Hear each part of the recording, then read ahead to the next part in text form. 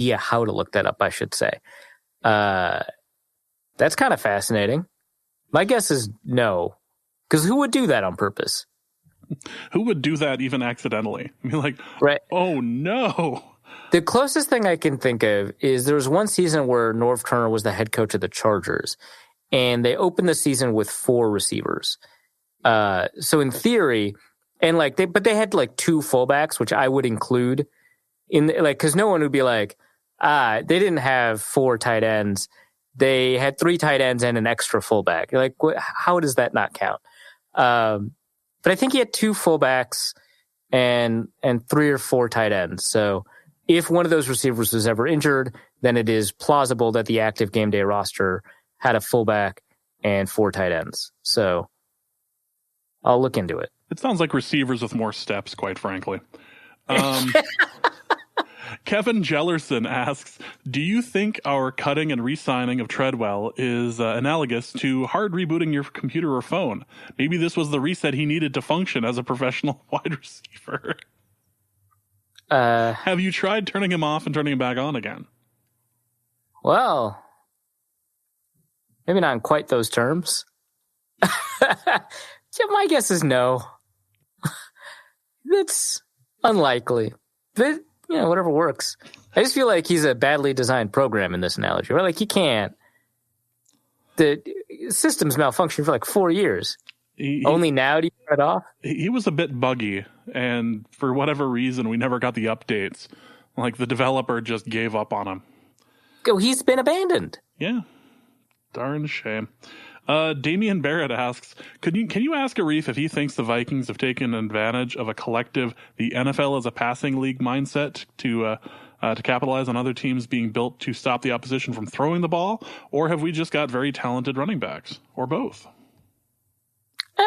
I would say it's more the second than the first, but I wouldn't say that they're completely ignorant of the idea that if you build an offense around the counter strategy, the countermeasure, that it could have some benefits. I mean, Zimmer's mentioned it in press conferences before that, we're seeing nickel a lot more, so we might be able to see more teams run the ball a lot more. But I mean, Kubiak has always led offenses that have been tight end heavy, fullback heavy, running back heavy, that only put 2 receivers on the field a lot. So that's just been kind of a staple of that kind of offensive design. And I do think 3 games into the season, we're seeing that it's very clearly a merger of the two, and not that, Stefanski has more control or Kubiak has more control. It very clearly seems to me that it's close to 50-50 in terms of the amount of input they've had to that offensive design. But the parts or the remnants that are very Kubiak-ish, if you want to put it that way, are the fact that it's a bunch of 2 tight end sets or 2 running back sets or both. And so that's kind of always been the case. So I don't think that they're responding to or adapting to the way that teams have put nickel on the field more often, because they still put base packages on the field when the Vikings are in 2 tight end. So it's not as if they're asking their tight ends to blow up some poor safety in their run blocking assignments. But I think that their comfort with that approach has been driven by the fact that teams are investing less in linebacker and that they're more willing to put dime out there and that they've got fewer reps against runs than they do against the pass. So I think those all play a role. That said, the fact that the Packers decided to give up 7 yards of carry on the ground in order to attack Cousins on play action, where I believe he completed 12% of his passes on play action, something like that, and then won the game, that seems to indicate that selling out to stop the pass and allowing the run to happen is still a solid strategy. So I don't know. Eddie has a question for us. So he asks, was Darren Waller's success a sign of things to come for the Vikings defense or an isolated incident? I think it's a little bit isolated. Part of it, I think, is they kind of just wanted to shut down the deeper options, and so Darren Waller just kind of showed up. He was lined up against Eric Wilson a lot, and Wilson, I think, I won't say that, hey, the 100-plus yards that Darren Waller ends up with are because of Eric Wilson, because Eric Wilson was largely all right in coverage, except for 2 really significant plays, one of which he benefited from a drop. And the other one was, I was on a wheel route. He's up against a receiver on a flea flicker. So, can't blame him too much. He was late to react, and you can't do that, but you can't blame him too much. But which I think is why his PFF grade in coverage is fairly average, even though he gave up 41 yards. But when he specifically was on Waller didn't do anything. Waller was great when he started switching on to people. So he had 26 yards on Trey Waynes. He got 47 yards on Eric Kendricks, which I wouldn't blame Kendricks too much for that. That's just kind of how the coverage assignments kind of rolled out. And he just kind of peppered it against a bunch of different guys. So he got 17 on Harrison Smith, 8 on Nate Metters, which kind of doesn't count. That's where one of his touchdowns came from. His touchdown came against who did it come against? It came against someone else. But maybe he didn't have a touchdown. I'm thinking of Tyrell Williams. I wouldn't be too worried about that. I think if there was a concern, the Vikings would have been more beat up by other tight ends so far this season. We'll see, with the Bears, because Trey Burton, I think, is healthy. So he should be a part of that offense. Next question is from Canary Yellow, who asks, what can we honestly make of the Vikings so far? Falcons beat themselves. Vikings then beat themselves versus the Packers scum with the worst career game for a quarterback. Then the Vikings can't defend or throw or run themselves. I believe in the defense and Cook is running great, but how good are we? I wish I could answer, but I don't know. Which is a cop-out, but I'll qualify it. I'll say, one, this defense is looking like it has the capability to be an all-time defense. I know that they gave up 21 points to the Packers at the beginning of the game, but I think that their quarter-to-quarter performance and play-to-play performance is much more indicative of who they are. They just had some confusion at the beginning of that game, and I don't think that that's the kind of thing that'll sustain itself. They've played 12 quarters. 11 of those quarters, they have been completely dominant. I was going to say, they've had one bad quarter this whole season so far. Yeah. And so, is there something there? The Packers game did happen, but I don't think that that's going to continue. The only problem is that we've seen some really stellar defensive performances this year. So the Vikings defense probably won't be recognized as the top defense in the NFL. The Patriots have only given up one score on defense. One. And they've given up, which means 2.3% of all of their drives. Now, obviously, they've played a Luke Falk engineered Jets. They've played the third quarterback there. And then they played the Miami Dolphins, who are actively attempting to not win. And then they played Pittsburgh, who they just destroyed. And I don't think Pittsburgh's all that bad. So that is a more meaningful game. But if you compare their performance against the other top defenses of this decade, so if you take a look at, the 15 Broncos or the 17 Jaguars or the 13 Seahawks or whatever, and you take their 3 best games in scores per drive, they're twice as much or more. So the Seahawks best is 5%, the Broncos best is 15%, the Jaguars best is 5%, and New England's at 2%. So, that's incredible. And I think that even after you account for the fact that they played some pretty terrible opponents, New England might have a better defense than the Vikings do. And they've got a pretty decent quarterback as well.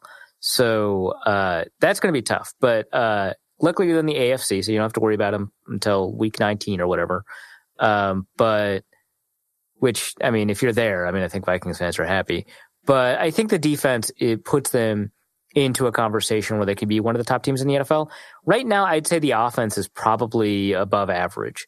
Obviously they couldn't really do a ton against the Packers initially, but the fact that they ended up by the end of the game being competitive, despite being a 21-0 hole, I think says a lot of good things about the offense, despite the turnovers.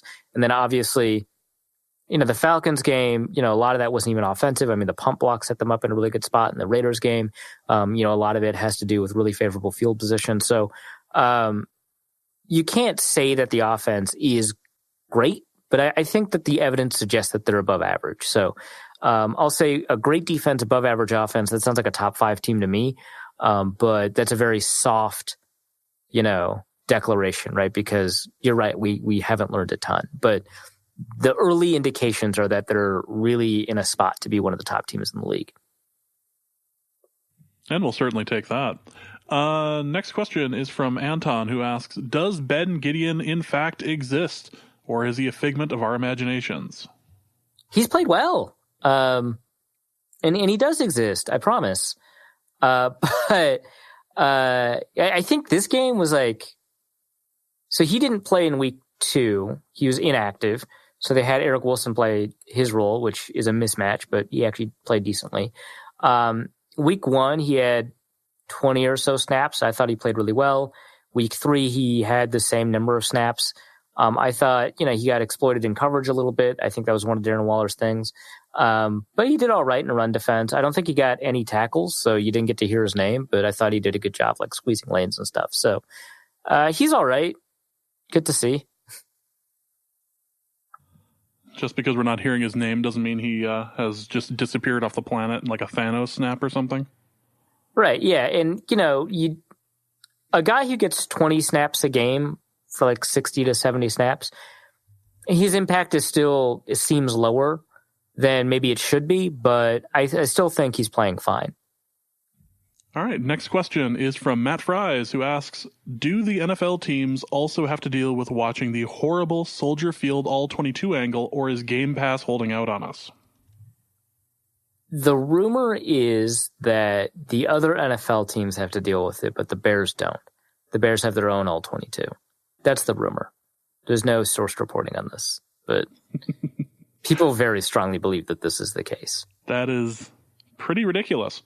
Caleb Arndt asks, would it be more accurate, or who would be more accurate, rather, hitting receivers on the left side of the field, Trubisky or Blair Walsh kicking a field goal in a pressure situation?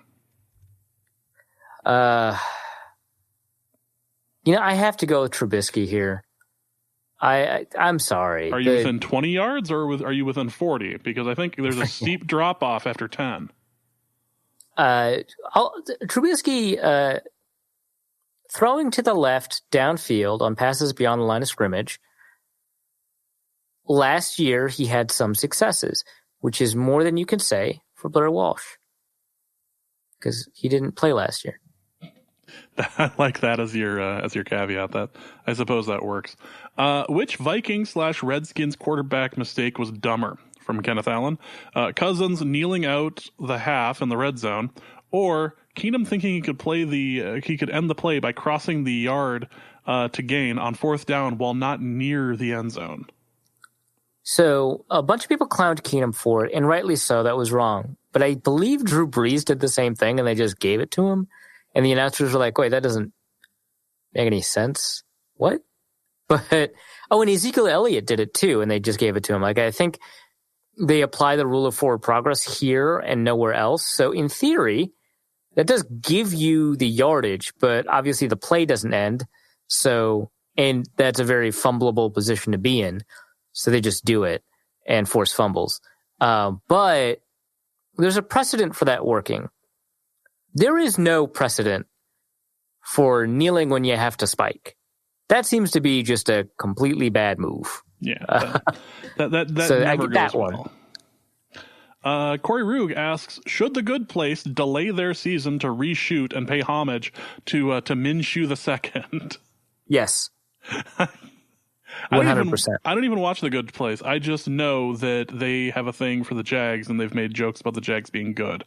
I think that Minshew needs to be everywhere for the next 2 or 3 weeks until we're all sick of him. There was an interview that they did where someone asked them, this is after the 2017 season where the Jaguars made it to the AFC Championship or whatever. And someone asked them hey, was it weird when the Jaguars started playing really well? And they were like, yeah, it ruined a ton of stuff for us. But, you just got to view that as an opportunity for even more hilarious jokes. So that's what we did. They should have just kept going with it. I feel like that would have been the better idea. Don from Ohio asks, how is Arif feeling right now after Teddy Bridgewater beat his favorite team last weekend? Must be like his Dukes were playing against themselves. Well, I don't have any particular regard for the Seahawks. Go Teddy. I wish he actually played well. Were I actually a fan of the Seahawks, it's the worst of all possible worlds because, yeah, the Saints win, but Teddy played pretty poorly. So, what does that count for? the first 2 touchdowns, one was a special teams touchdown, one's a defensive touchdown, and now Teddy gets to game manage the whole time, and he doesn't even do a phenomenal job of that. He does get to have 2 throwing touchdowns in his arsenal, but like neither of them were impressive. So